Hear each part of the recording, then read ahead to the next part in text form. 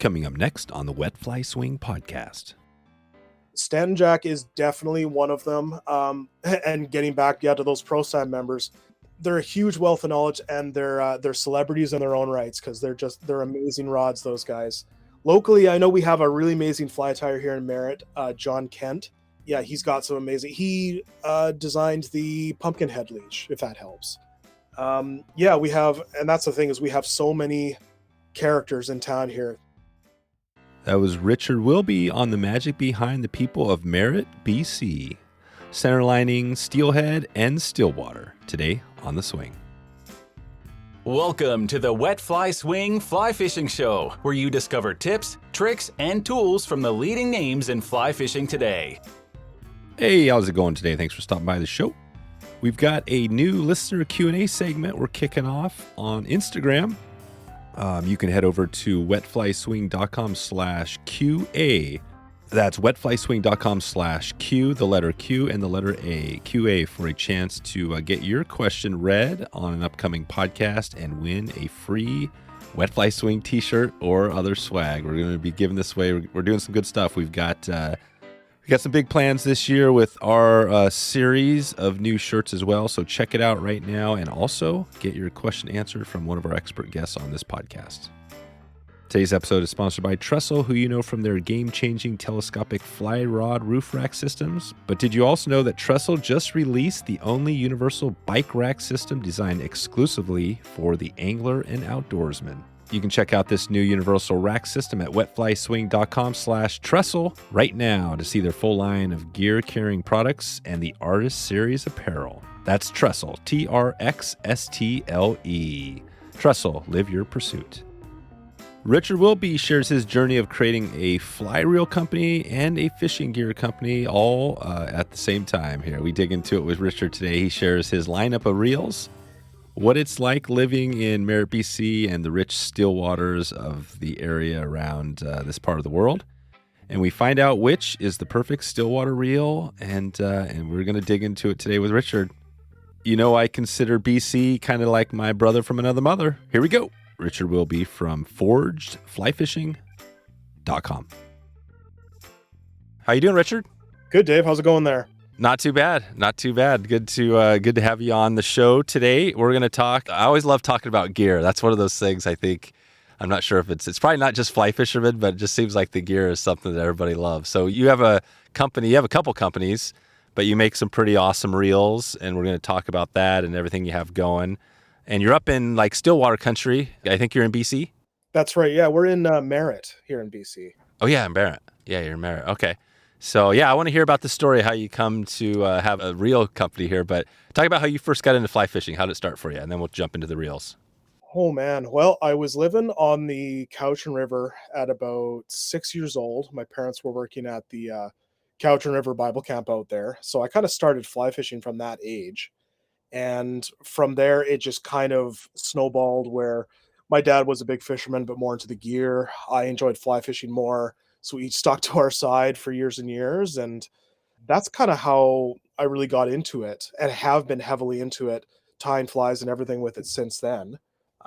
I guess how I got into the whole business aspect of it was I kind of realized early on just how expensive everything was, mainly the reels, kind of the essentials for fly fishing that way. And my dad and I had always talked about one day having some sort of fishing company because we enjoyed it so much. We didn't know what facet that would be in, but that went really well. But unfortunately, he passed away. And it was years later that, once again, having that feeling of like, wow, everything is so expensive, that I kind of had all these ideas running around my head. And I kind of thought, well, wouldn't it be interesting just to try something?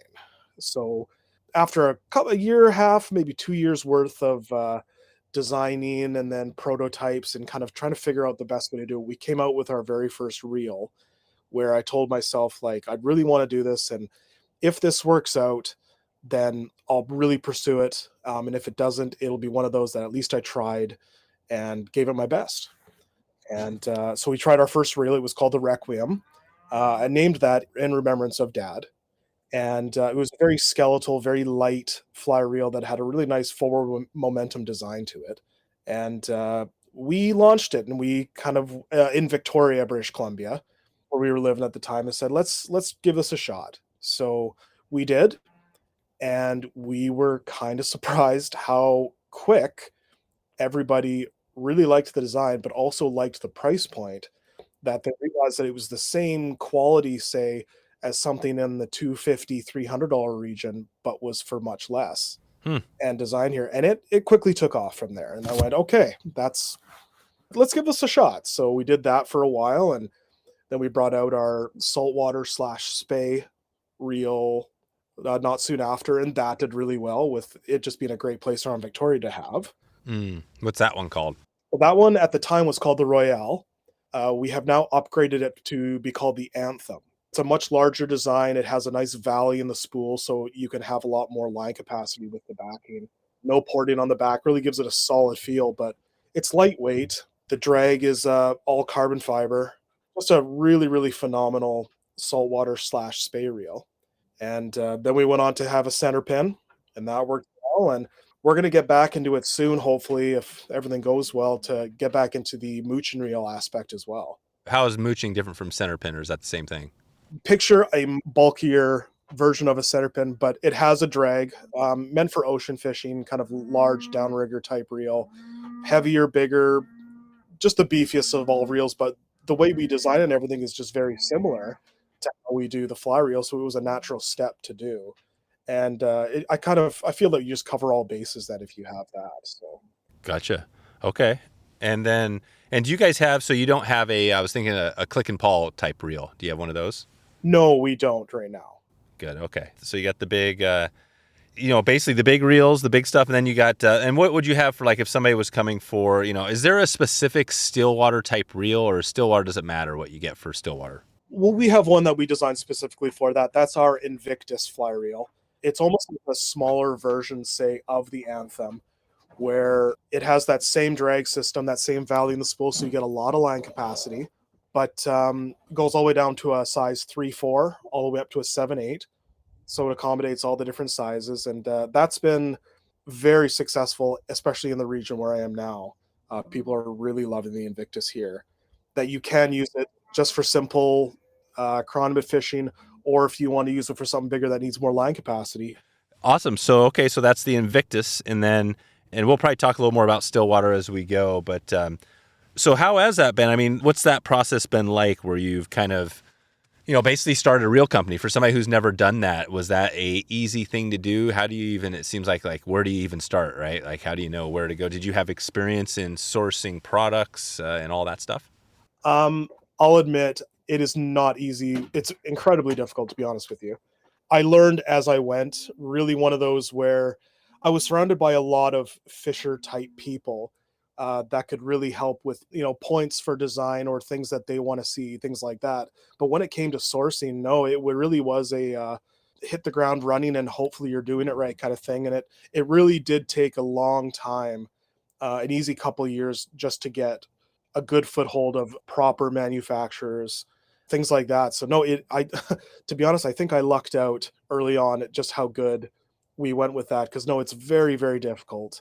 The world's full of places that you could source from, but no, we kind of lucked out at first. And then over time, as you've pinpoint things that need to be strengthened and such, the people that can really do those the best, they present themselves. And here we are today, still using the same people.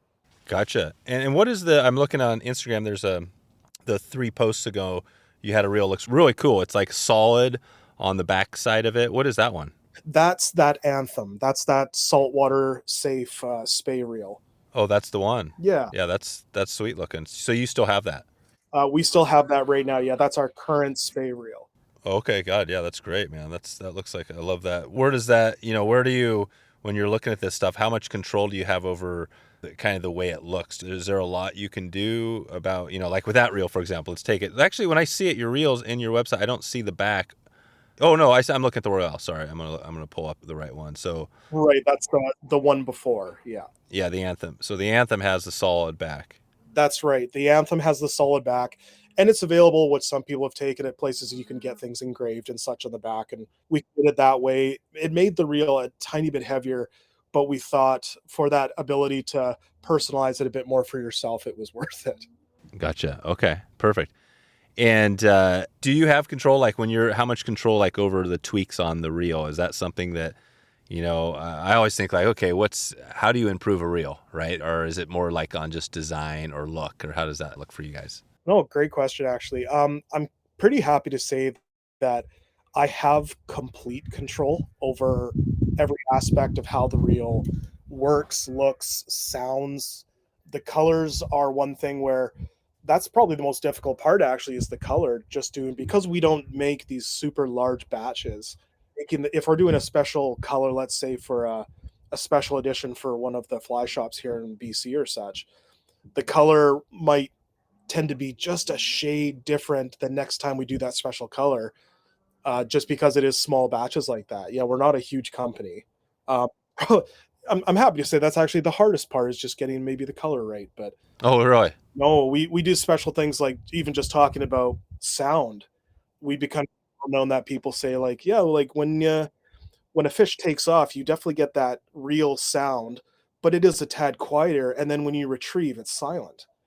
And that was just one of those things that we kind of came up with, going, well, when I designed it where I fish, seals were a big problem, or loons were a big problem. And they've learned that when they hear that sound, it's dinner time. So I kind of thought, well, let's give the fishermen an edge this time, and maybe not have quite as loud a sound.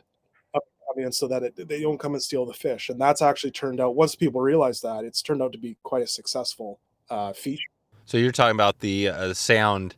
So you have some reels that have no sound versus some reels with a lot of sound. Any reel with a drag system, yeah, it has a sound like that zzz when it goes out, but when you retrieve, that way there's no sound coming in. Oh, right. So you still get nostalgic fly reel sound when you're playing a fish, but it's not constant the whole time. That draws a lot of attention from seals and. Oh, I see. Yeah, just the reeling. So when you reel up, yeah, it's quiet. Yeah. Gotcha. Okay, perfect. So who are, and just looking at, you guys are up in Merritt. So now Merritt, you guys must have some pretty good, do you have some trophy like Kamloops? Is that considered, would you have Kamloops style? That's not far away, right? Oh, absolutely. That's part of our region, which is region 3 here. And they're only about 45 minutes away. If you hear cows in the background or things like that, we are on a working cattle ranch as we speak. So just if you hear those weird sounds, that's what you're hearing. That's right. And is this your cattle ranch? It's my sister's ranch here. They do Black Angus cattle, and that's where we've set up, is on the ranch here. Oh, wow. And so this is Black Angus, so they do actually like beef cows? That's right, yeah. Oh, wow. Wow. How many head are out there? Oh, good question. Maybe about 100 right now. And how many acres is the property? Oh, 350. Oh, wow. Yeah, it's big. Oh, it's beautiful. Like, we're close to Kamloops, which it has a million beautiful lakes there. Close to Merritt. Well, we're in Merritt, where anywhere I can drive 10 minutes and hit an amazing lake. Yeah, just in a really incredible part of BC that when I lived in Kamloops when I was a lot younger, I took advantage of it, but now that I'm older, I'm like, wow, I should have done a lot more, because I had no idea that such amazing places were just so close and so accessible. Boat, anything. It's very, very easy here. Are there some like giant, where would you go to find giant Kamloops rainbows? Are they everywhere, or is that something where you got to know where to go? A little bit of both. Sometimes you can get lucky, because anywhere you go here, you're going to catch, there could be giants everywhere around here. There's a couple lakes, let's say Corbett Lake, which is just up the hill from. Yeah, Corbett. Yeah, that one there. I know that they've introduced up to 10-pound rainbows stocked in the lake. So that's fabulous. If you want to go wild, I mean, you go to Kamloops. My personal favorite is Knouff Lake, which is up near Sun Peaks, the ski resort there. How do you spell that? Knouff. Knouff. It's otherwise known as Sullivan Lake. Oh, Sullivan. Okay. And I mean, around Kamloops, there's Roche Lake. These are all lakes that have resorts on them. It's super easy to launch your boat, but most of the lakes around here, I haven't found difficulty in launching anything. And they could be small, they could be big lakes. Yeah, it's crazy how good it is here. Really? Yeah. What's your not to go on size and everything, but have you got into some pretty nice rainbows, over your time? I've gone into some really, really nice ones. Not a ton of the size. I think right now 5-6 pounds is kind of my max. which is still incredible. But Yeah. I look enviously at a lot of anglers here that are constantly pulling in, yeah, like I said, up to 10 pounds. Up to 10 pounders. Right. Yeah. You're in one of those meccas. Yeah. I mean, we're going to be heading up. Well, I guess hopefully heading up there soon, but it seems like there's so many places to go. That's always the challenge. I guess it doesn't really matter. I mean, we had Brian Chan on a while back and he talked about, kind of did a little synopsis of the area, but it sounds like, is that how it feels to you? There's just so many places you don't know where to go.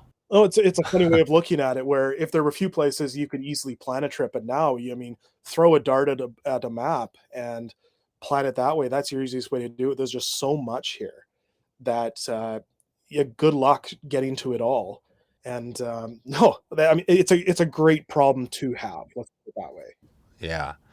So, and you have a John boat. What type of boat do you run there? I went from a John boat. I actually went from that to a company in Langley. They produced this inflatable boat called Swellfish.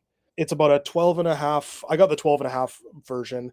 It's really tailored for fishing rather than just regular boating. So it really comes with a lot of accessories and fun bells and whistles. And I've been really, really liking that just for the stability. Is it made for lakes or made for all sorts of things? All sorts. The larger versions are great for the ocean. Oh, wow. But I like mine because, yeah, it's not terribly wide, just fantastic and really, really fantastic quality. So I definitely talked with them after I met them at a trade show. What boat do you have? The Swellfish 12 and a half foot. Oh, it's Swellfish Classic 12 and a half. That's right. Oh, yeah. It's basically totally. It's just it's similar. Well, it's similar size to a nice John boat, right? You said 12 feet. Yeah, that's right. Just, the carrying capacity is like 2,000 pounds or something like that. So nice. So when you're walking around, you actually forget that you have to balance. It's that nice. Yeah. Oh, right. Yeah, just really nice. I put a ton of rod holders, all the anchors all over. I'm going to add just more and more as I get back into the season here. Is that starting up pretty soon? For us, pretty soon. I'm looking around. I still see some snow in the mountains. Give it a month, and I think we'll be right into it. I've heard a few of the lakes around here are just starting to crack and get a few bit of puddles appearing on them. So that's a good sign. Nice. Who's on your on your pro staff? Can you talk about a few of those people? Oh, wow. I'm thankful that we have quite a few now, and that's going to be growing a little bit more. It's hard just to single anybody out, really. We have some people on there, let's say like Stanton Jack or... Oh, yeah, Stanton. Yeah, Brian. They're on the Canadian fly fishing team. They're going to Scotland this year. Oh, wow. Yeah, they're part of it. I feel bad. I'm trying to remember all the names right now. Yeah, no worries. We can put a link out in the show notes to you got a field staff page. So I'll do that. Oh, I could just name a few. I'll name a few just from the top. You got Russell Cranston. Yep. Strun. You got Tyler Ekdahl. So you got Stanton. You got Aggie Fritz. Yeah, a few other ones. Tyler Ekdahl's been a big help with us recently. Him and a few of his friends there too. And yeah, please have a look through the guys on there, because if you want to follow some amazing Instagram pages or find some great guides, those guys are just amazing. And they've been such a huge help in the design aspect, the testing aspect, just their general support. I mean, I couldn't ask for better people to be on there. Yeah, it's awesome. It looks cool. They all come from different walks of the professional side of the fishing industry. Yeah, be it competition or guides or work in the industry in some facet. Yeah, they have a huge wealth of knowledge. Tell me about your other, you got another company more in the gear or conventional space. Talk about what you have going there. So that one I started in 2018. And what happened there was, growing up, like, I was, of course, all into fly fishing, but I really love steelhead fishing. And I learned early on that, gear can really make the difference if you get one that day or not. You can't just stick to fly fishing. So I loved my gear. And then I realized, as I'm looking through a lot of it, is, again, well, I could maybe make this. So got the idea in my head going, well, let's try just a small light version of a gear company. And so we named that one Spitfire Fishing Products. I named that after my grandpa. He was a guy from Vancouver, very hands-on, very tinkering type of guy that he designed, fixed and designed the machine guns for the Spitfire aircraft on the Hurricane for the RAF during World War II. So I really wanted to kind of honor him with the name of this guy. So if I'm going to be sitting down and working on something constantly with my hands, I can't think of anyone better to honor than my grandpa. So we named it that, and we started with just one lure type. It was we call it the Super Marine, which we name all of our lures and such after something in the RAF or part of the World War II, just to give it a nice theme. And it's like a wedding ring spinner. So we tried that. That worked out really well. People really liked that we built it on a shaft, like a metal shaft rather than on the line. And so that went really well. And just like we did with the reels, that we try something, and if that works, we expand and we expand and we expand. And now we're just launching our spoon, like our fishing spoon line that has 3 sizes meant for freshwater, saltwater, casting spoons. We have jigs, tons of spinners. Yeah, our catalog's quite big now. What's the website again? That one's spitfirefishing.com. And the best part of that is it's all made right here in Merritt by my wife. Oh, really? Wow. So you have, and that seems like maybe that would be even harder to produce products because, yeah, I mean, you're talking about spinners and gear, right? I mean, reel's one thing, but making sure you get it's spinning right and all that stuff, that seems like it'd be a challenge. Well, just with all the different types of blades and such out there. Yeah, it is kind of some things just make sense right off the bat. Some things you have to go out and try and really kind of hone down what you're trying to do there. But like the reels, it was just that thing of you don't know until you try. We just wanted to try, and like the reels, it worked, and it's doing really well. And especially our spoons right now are really, really sought after because they're quite unique in their shape and things like that.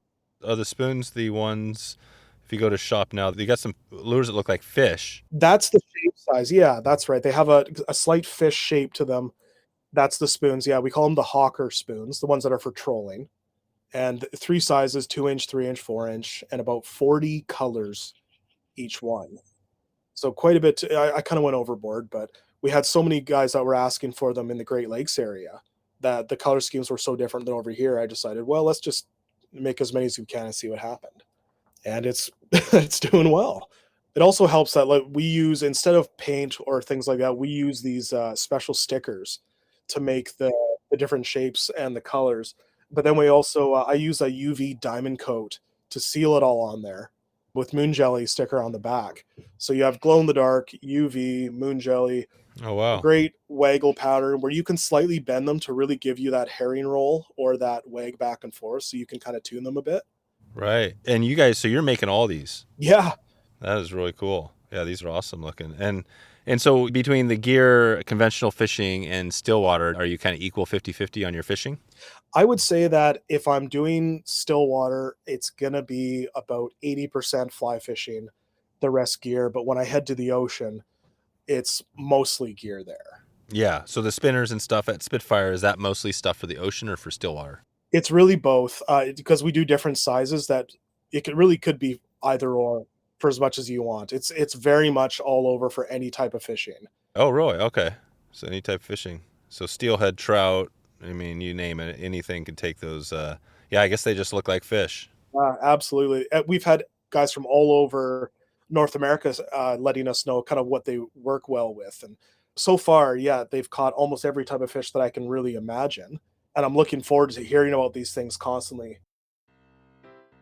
Today's episode is sponsored by Stonefly Nets, putting quality before quantity with their handcrafted custom wood landing nets. Charleston, South Carolina native Ethan Eigelhart was bitten by the fly fishing bug in 2014, and shortly thereafter started Stonefly Nets. He now lives in the trout-rich waters of the Ozarks and handcrafts some of the sweetest wooden landing nets you'll see. I've been using these Stonefly nets for quite a while now, and I'm excited to dig into another year. Ethan builds these nets custom, and you can select from 4 sizes and many different wood options. For Ethan, fly fishing is a memory created from a morning on a beautiful stretch of water casting a 3-weight bamboo rod that his grandmother gave to his father, and then he passed to Ethan. Ethan is helping us create the same types of lasting memories every time we're on the water with these classic custom wood nets. You can head over right now to wetflyswing.com/stonefly to check out your custom net right now. That's wetflyswing.com/stonefly, STONEFLY. You support this podcast by clicking through that link to Stonefly. Okay, back to the show. How are you getting the word out there on whether it's Spitfire or Forge? How are you finding new customers? That's a good question. I'm really not very good at the whole social media thing just because I just don't do it as much as I should, really. And that's where, let's say we were talking about the pro staff members and the field staff members. They've done so much work and helped me so much in helping that, because they know that, right now it's just my wife and I doing this company. We definitely need that help. And they've really, really done me a favor by helping. Like I said before, I can't say enough good things about all our pro staff members. They've been so supportive, especially with the social media, letting guys know what's going on, how to fish it, where to use it. They're just as open as I am about, if you have questions, they'll talk to you as well. And very, very supportive that way too. There you go. And you have pro staff for the Spitfire too? We do. It's just lightly ramping up. I'd say most of the guys that you would talk to for Forged, if any of them do gear, they'll be able to talk to you about that. Most of them are more fly fishing staff there, but we are getting more and more of the Spitfire pro staff going here. That's give it a few weeks, you'll see a lot more on there. Okay. And this is the time of year where you start ramping up. Or I guess what is going on with if you look at the Stillwater's kicking off, and are you going to be out there basically I guess it's still March, but April, May, right? It's going to start heating up. Oh, absolutely. Yeah, that's when things are heating up for us. We're already starting to get orders for the stores and like that. And it's amazing when you're when you have the business of fishing, you don't get to go out as much as you'd like. And definitely not complaining, but you understand. Yeah. So you're sending basically the reels. You have some like shop stores. You're selling them locally? We do sell them locally. We sell them really all over Western Canada now, and we're moving east as that goes. On the website, it's really nice that way. If you go on the website, you can actually see a retailer's page, because I highly recommend people go to the fly shops to try the reels. There's something so much better about going into these fly shops and trying it instead of it just being a picture on your webpage. I grew up in fly shops, and I know that I want them to be around long after I'm gone. So definitely support them as much as you can. You'll never find better people or a bigger wealth of information. So yeah, go on in, ask for the reels, try them out there. That's the place to go. And you can see those retailers on our website and see if there's one near you. Oh, perfect. Perfect. Yeah, because you got some, it looks like Alberta, and and you got a bunch obviously in BC around. Yeah. And do you guys have quite a few? Are there a number of fly shops kind of up in your area in BC? Or I always wonder about that. You guys have a few fly shops, right? Yes, they range from very small to getting into the larger stores. But yeah, we have quite a few shops. Even in Merritt, we have a couple shops here, quite small, but they have a great selection. When you go into the bigger cities, yeah, that's when you start to get more and more. No, British Columbia has just a huge wealth of stores here. And in those stores, yeah, comes all the information you need, and they're very, very supportive. Perfect. Well, let's talk on Stillwater just briefly. So when you get going out there, what's that look like for your season? Do you, you get fired up, you got your raft, so that's pretty cool. Is that something where you're kind of, it's inflated on a trailer or on your car, and then you're putting it in, or how does that look? I have mine on a trailer I built, and I have it so that later, if I want to upgrade to that 14-footer, it can fit that. But for me, I tend to get most of my fishing done actually, yeah, right off the bat in the spring, and then more in the fall, just because my whole winter, of course, is built up manufacturing. Spring and summer, we're supplying stores, and including the fall, but I try and make as much time as I can just to be able to get out there and do it. The past few years, I haven't been able to too much, so I'm really pushing myself to be able to do that, and my wife's very supportive of that as well. Mm-hmm. So you're going to get out and do some more fishing this year? Oh, absolutely. Yeah, this year I plan to do a lot more of the river fishing. I really, really miss that from living back on the island. Oh, right. Yeah. You lived on Vancouver Island. That's right. Yeah, kind of all over the South Island there. A lot of Victoria, Langford, things like that. Oh, okay. Yeah, what was that like? So you were into doing some steelhead fishing back then? Yeah, definitely made trips every weekend up for steelhead fishing on the couch. And there's some great lakes right around Victoria that I went to. I worked right near Langford Lake. So that was in the morning, go out there with the belly boat, do a few hours and go to work. It was a great way to start your day. Yeah, definitely into the still waters. And when you can, you get a buddy with a bigger boat and you go out and see where you can get some salmon. But Right. Yeah, because you guys have it all. I mean, and have the steelhead runs been pretty up and down or pretty good there? What's that look like the last few years? Definitely up and down. But sadly, as you hear from everywhere, no, there is a serious decline. And yeah, that's a whole nother conversation we could have sometime. It is quite heartbreaking. Right. Yeah, you've seen it like everybody. Yeah, it really is heartbreaking to see something. Like I said, when I was a kid, what it was back then, what it is compared to now. It just breaks your heart. And I hope we can, yeah, I don't know what to say about that nicely, but I hope we can figure out a way that we can all figure that out here. Totally. Have you swung some up or done a lot of swinging, or have you just mixed it up on your steelhead? For me, definitely a lot of swinging. That's my biggest thing. Like, definitely more spay than anything. It's one of those, I start out spay. If that's not working, then I switch to the gear.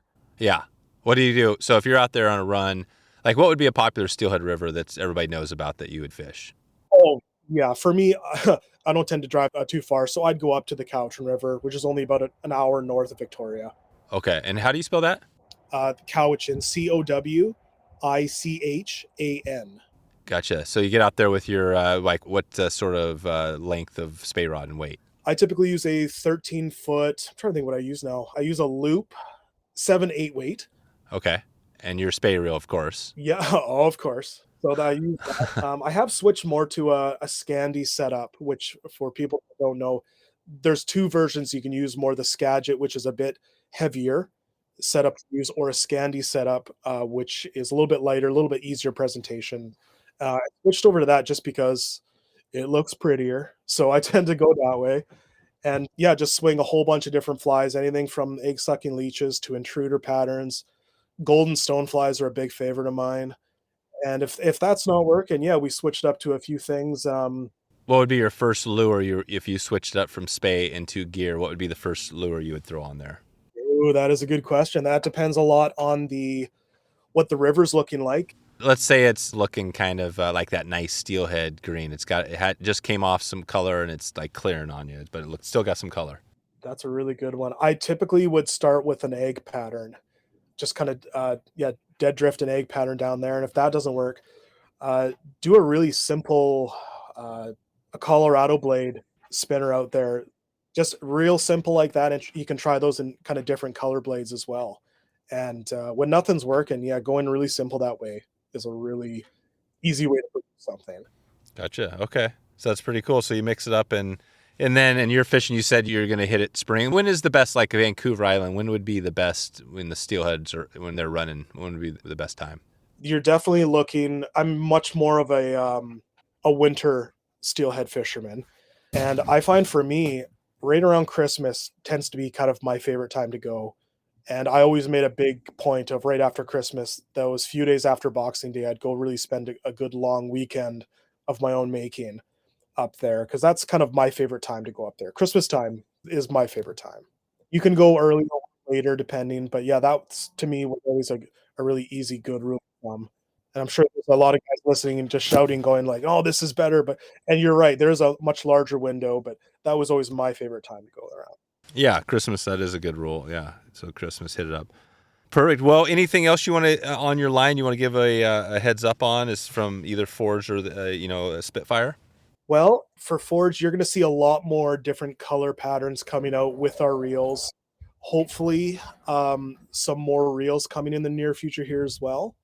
A couple things like that. I can't give too much away right now, but for Spitfire, you're going to see a lot more new patterns coming out with that and new designs. That's one that's blowing up so much that we can't help but just keep on with that flow. And yeah, any questions at all, because we love taking the questions on there. You can hit us up on Instagram, on Facebook, or the emails that you'll find on the websites. Yeah, any questions at all, you're never bugging me. All right, perfect. Yeah, and you guys your Instagram is probably the best place to go if they want to connect with you. Yeah, that one's going to be the best one there. You're just going to find it under Forge Fly Fishing. Okay, perfect. And we're actually when this goes out, the giveaway will be over, but we are in the process of doing a giveaway, and we're going to be giving away a reel along with some other products we have out there, which will be cool to get that out there. What I'm just kind of looking over some of your Instagram pics. It looks like you got a dog. You got your What's the dog? Is that a current dog? Is that your dog? That's our current dog. Her name's Riley. She's a golden retriever border collie cross. Oh, wow. Yeah, she's black. She's black, right? Yeah, I know. That's the funny thing. If you took it away, her sister, who unfortunately isn't with us anymore, she was all gold and looked much more golden retriever. But Riley herself looks a lot more border collie herself, and is just the greatest dog. And I tell you though, she's hard to take fishing because once she gets there, that run is ruined. She just goes. Yeah. So Does she just start barking, or does she actually jump in the water? not a lot of barking. She just hits that water. She is a water dog. She loves it. Nice. Cool. Well, tell me about this ranch. I want to hear a little more about this. Is this something where you're on there working with your sister, helping out? You got a whole bunch of people. What does that look like? Right now, yeah, it's just a family ranch here. My wife and I have been helping out just a little bit. We're a good third hand. We're not as skilled by any means as the rest around here. But no, we have, yeah, like I said, the Black Angus cattle. We love times like right now where it's calving season. So you got tons of baby cows running around, and that's a great time of year.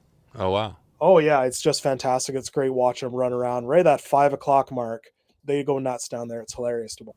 Oh, that's right. They're jumping around. So can you go up and like grab one, pet it, have hang out with it a little bit? What's that? They kick you, or what's that look like? Yeah, I definitely don't advise that. But one thing that my family's been good at here is really almost handpicking the really good cows. That there's been times when we're branding the young calves, and I'll have mama cow with her head over my shoulder looking at what we're doing. Oh, when you're branding the calves. Yeah, they'll be right in there, and they're worried, but they're really, really nice to handle. And I haven't been rolled yet, but. Right. So branding, gosh. So you take, so mom's there, and you brand them when they're young calves still? That's right, yeah. Wow. Yeah, that can't feel good, but it's you just kind of do it, and then mom understands that. Right. It's one of those horrible necessities that no, you definitely don't like doing it. Nobody likes doing it, but it's for the cow's safety, for everybody's, especially once they get out on the range, things like that. If they get lost, the guy that finds them needs to know where they're from. But it's over really quick for them, and I can easily say the cows here are just the nicest cows, and they're the most well treated, and really give them the best life. Because I'm such an animal person, my whole family, and we're big animal people, and we're really giving them the best life ever. And you can really see that when you come visit these cows. Right, exactly. So how old are the cows when they're ready to go for the meat time? That depends really if they're producing calves or not. I mean, it could be early on, it could be later.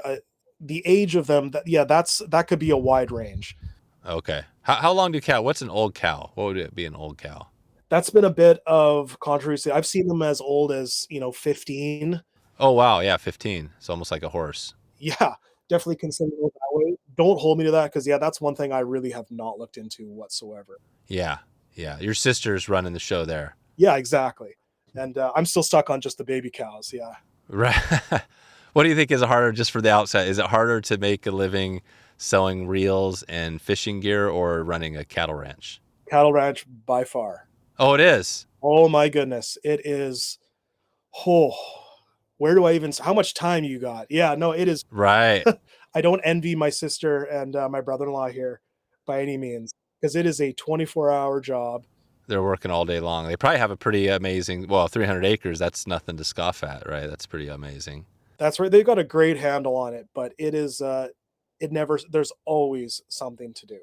And when that stops, a cow will break a fence, and, and it just go over. And there's a lot of ups, a lot of downs. It's an incredible, busy life, but it's an incredible life. So I'm really happy for that.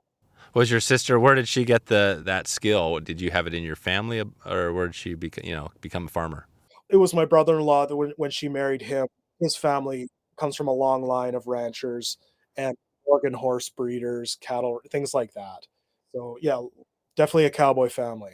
Right. There you go. Wow. Okay. It sounds pretty cool. Yeah. It sounds like you guys, that's the nice thing about, right, living up there, is that there's, Merritt and some of those places, there's some people, but you don't have to go far to get out, right?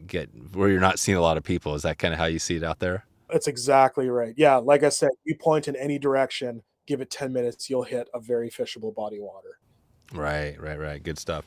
Cool. And you're excited. And like we said, I mean, it's almost game time as things get going here. What's What is your fly when you're on the Stillwater? You're in your boat. What is you got a couple rods there. What do you got?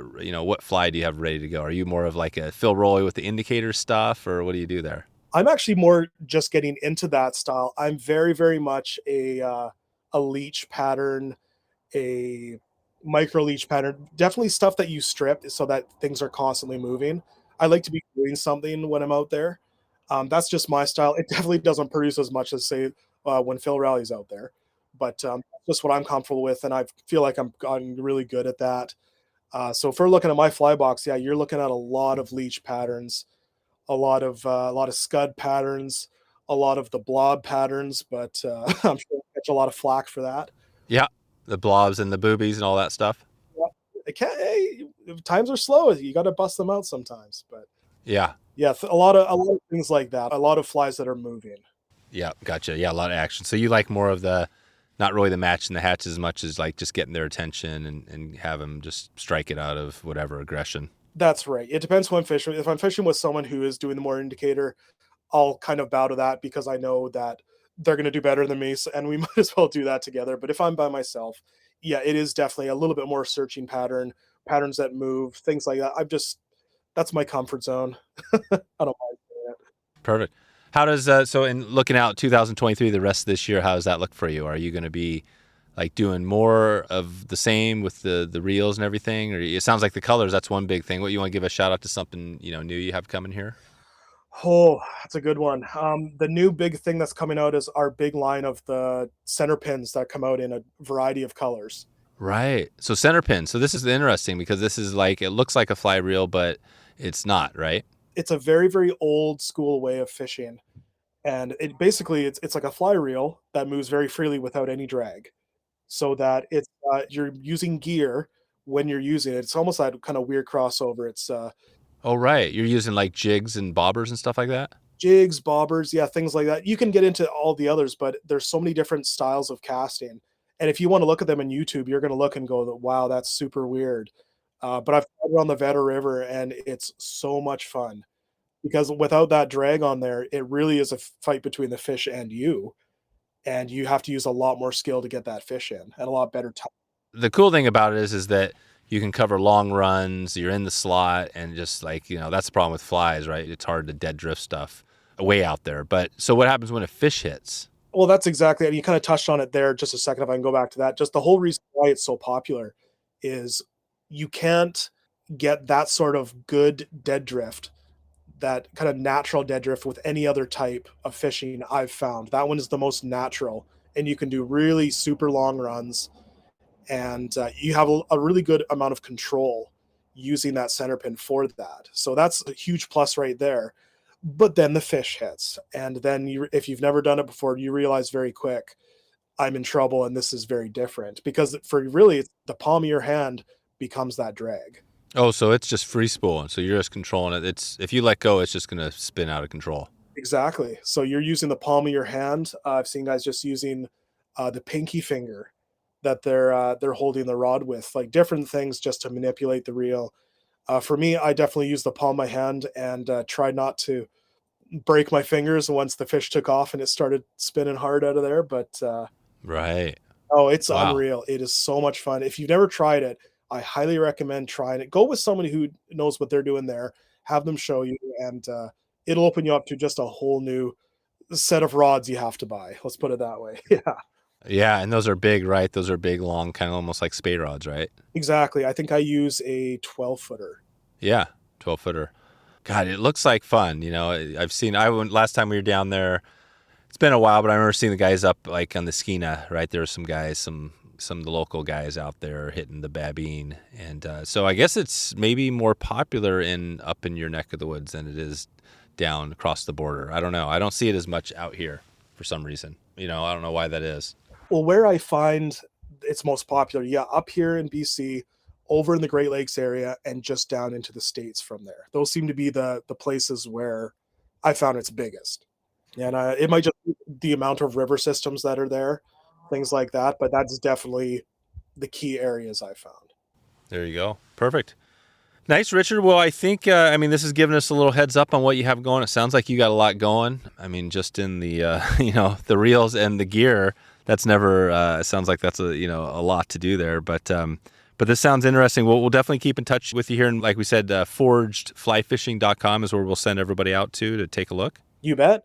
And yeah, if you want to try the reels, please stop in at your fly shops and things like that. Just see if you can get it in your hand, talk to them about it, and go visit them there. Yeah, exactly. Do you have, give us, as we take it out of here, do you have any big bucket list trips you would love to put together that you haven't done yet? Like one big trip you've been thinking about? Oh, that's just one. How do I narrow that down? Yeah. I'm going to break that up into a couple smaller ones if I can. Back to Terrace, because that was unreal. Back up to... Oh, so you did the Scandi. You've done the Scandi thing. I did the Kitimat, and that was unreal. I loved that. Back up to Alaska. We're in Alaska. Oh, just south of Anchorage there. Oh yeah, the Kenai. Yeah, the Kenai. We did that. That was already my trip of a lifetime, but I want to see if I can get another. For what species? Chinook? Again, actually, monster rainbow trout. The Chinook couldn't target them at the time. The salmon were in there, but just the size. You want to talk about 10-pound rainbows, and if I can get over to areas like Powell River and stuff there, which might happen soon, that's my very short bucket list. You have to get time to figure out a long one because how much time do you have again? Right. And what was your one? You're going Stillwater, you're heading out there first day on the water. What's your one fly you're going to have out there? My one fly, I'm going to say a ruby-eyed leech. A ruby-eyed leech. All right. Perfect. Like a balanced leech or no? Not yet. I'm going to go with one that I'm flipping. Okay. And we got Phil Roy, Brian Chan, some of these guys up there. Who else? Are there any other guys up there that are kind of, doing that sort of education stuff? It seems like I haven't heard of too many other people. I mean, I guess I know like Stanton Jack maybe is one of them, right? Are there some other people out there doing that? Stanton Jack is definitely one of them. And getting back to those ProSam members, any one of those guys, if they're up in the region here, they're a huge wealth of knowledge, and they're celebrities in their own rights because they're amazing rods, those guys. Locally, I know we have a really amazing fly tyer here in Merritt, John Kent. He's got some amazing... He designed the pumpkinhead leech, if that helps. Oh, okay. John Kent. Yeah, we have... And that's the thing, is we have so many characters in town here that go way back in the fly fishing. And you're talking Merritt? That's right. Yeah, right here in Merritt. Yeah. What's Merritt like? What type of a town is Merritt? Merritt's a fantastic place that... There's not a terrible amount of people. It's typically a town that people are passing through, going around, but it's very much definitely a ranch land sort of community. And one thing we found here is really, really great people. Definitely sort of that small town mentality where everybody knows each other and get along great. Yeah, we've really, really loved living in Merritt here for that reason. And especially in the whole ranching community as well. And you meet those people, you'll want to know them the rest of your life. Right. Yeah. Merritt's kind of on it's right there along the main. Well, I guess there's a few different ways, but on your way up to Kamloops, right? That's right. It's a small town, but we have a Walmart. So yeah, I saw that. Yep. You got Walmart. And you're about, what are you, a few hours from Vancouver? That's right. Yeah. We just came back today. That took maybe 3 hours to get to the ferries in Vancouver. Right. There you go. Perfect. All right, Richard. Well, I think I'll leave it there. We'll send over, like I said, Forge Fly Fishing to check in with you or on Instagram, and just want to thank you for coming on here and shedding some light on your reels. I'm excited to hopefully get one of those out in the water and test it out someday. So we'll keep in touch with you here and send some people your way. I look forward to that too. Thank you so much. And yeah, everybody out there, any questions, send them my way. I look forward to it.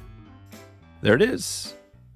You can head over to wetflyswing.com/459 right now. That's 459 to check out some of these reels that Richard talked about and any of the other show notes links that we talked about today. You can also get a link out to our listener Q&A segment we have going on right now. That's at wetflyswing.com/QA. The letter Q and the letter A will get you there. And you can also just head over to Instagram, and we're going to be having posts every week where you can enter your question, and we're going to read it on the podcast. If we read your question, you will win a free Wet Fly Swing t-shirt or other comparable swag item. We're going to be adding this stuff as we go. So if you have any thoughts on that, reply back anytime to me. Let me know. Let's do a quick listener shout out before we get out of here today. Mark Woodward. All right. Mark Woodward said, Dave, I love your podcast. I just listened to the Bus Van Dam episode. It was very good. You requested people from Europe to reach out, so I'm doing just that. I can give you some background. I'm originally from Ohio, but I have lived in Montana, Mexico, the Czech Republic, and the Netherlands. I also spent 20 years in Hollywood working as a cameraman. I love hunting, fishing, and backpacking. I tie my own flies and also bow hunt mostly now. I have fished a lot of Northern California and Oregon while I lived in SoCal. My BFF lives in Portland, and we have been fishing extensively for the last 30 years. Keep up the great show, Mark Woodward. Amazing, Mark. This is definitely going to be one of the best reads I've had on here. I appreciate you coming from across the pond. Always love to get that perspective. And we are going to be doing more stuff in Europe this year. If you're listening right now and you're in Europe and you want to hear some more episodes, you can reach out to me, dave@wetflyswing.com. I'd love to hear from you. If you haven't reached out to me, this is the chance. No matter, I don't care where you are in the world. We're putting it together. So if you are in the deepest recessions of you name the country, South America, Europe, Southeast Asia, that would be a good one. I'd love to put together something there. Australia, if you're anywhere around the world and you haven't talked to me, give it a shot right now, and you could be just like Mark Woodward here, who reached back, and we're going to be keeping in touch with Mark as well as we go forward. All right, let's take a quick peek and see where we're at right now, where we're headed next. And right now I'm just going to announce one thing, because tomorrow it doesn't get any bigger than this. I always love to see a Great Lakes Dude podcast in the lineup. And tomorrow we're gonna surprise you with this is number 3. This is where Jeff is going to be digging back into the ever popular steelhead step by step. I know the first one he did was awesome. We got a lot of feedback on that. So if you want to check that out tomorrow, and if it's in the future, you can just, the magic of the internet, you can just let this thing play out as I quit talking here and jibber jabbering, and let that music fade away. And as soon as it stops, I believe if your app is solid, it's going to play the next episode. And if it's in the future, that's going to be episode 460. If you're listening live right now, then you're gonna have to wait one day. And we let these things go live early in the morning, so if you get up really early, you can listen to that one tomorrow. All right, well, like always, or not like always, but like a lot of the time, it's getting late, and I would love to catch up with you online or on the water. We've got some big trips coming this year, including the Skeena Space School. We are going to be traveling around North America, and I'd love to catch you on the water. If you get a chance, let me know. Like I said, it is late. I hope you are having a great evening, a great morning, or a great afternoon, wherever you're in the world you are, and I appreciate you for stopping by today and checking out the show. Thanks for listening to the Wet Fly Swing Fly Fishing Show. For notes and links from this episode, visit wetflyswing.com.